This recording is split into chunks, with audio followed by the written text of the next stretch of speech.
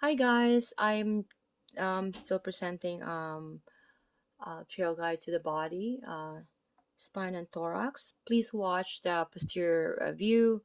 I am now presenting the anterior view. We are page 171. This is the bony landmarks of the vertebral column, or the vertebrae, okay, or the spine. So we have the clavicle here, or the collarbone. We have the jugular notch, right? And we have the manubrium. We have the first rib here. We have the sternum-manubral joint. Okay, it's between the sternum and the manubrium. Okay, so it's very self-explanatory. And here is sternocostal joints, right? Between the sternum and the costal is meaning the ribs, right? And this is the sternal angle. Okay, the sternum is the body. Okay, and we have the sipod process. Usually this is very tender, so be careful in trying to palpate this when with your clients. Okay, so we have the costochondrial joints, right? Is because of the cartilage and the ribs. So again, it's self-explanatory, so we know where it's located. And the ribs, we have all those ribs. We have the floating ribs, and we have the costal cartilage. Oh my god, my apologies there. So going down distally or inferiorly, we have the intervertebral disc. When we say vertebral, is because it's in between vertebral, right? The disc of the disc. And we have the sacroiliac joint because it's between the ilium and the sacrum. And again, this is the anterior view.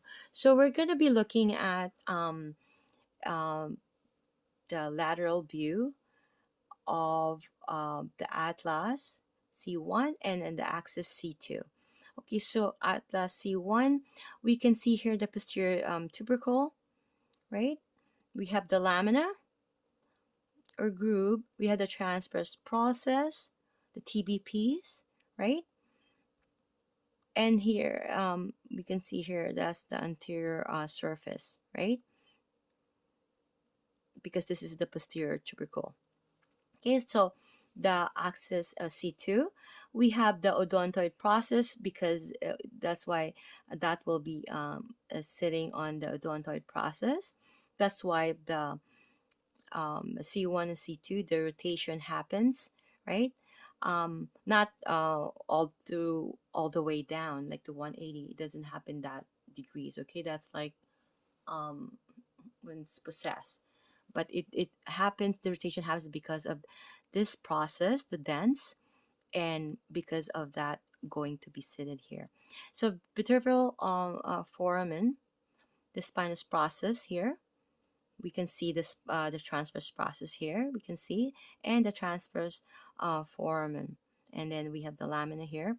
We can see the spinous process is more so wider than the transverse process or the posterior tubercle of sorry, we don't call it that way, of the C1. Okay, and we're looking at the superior view here.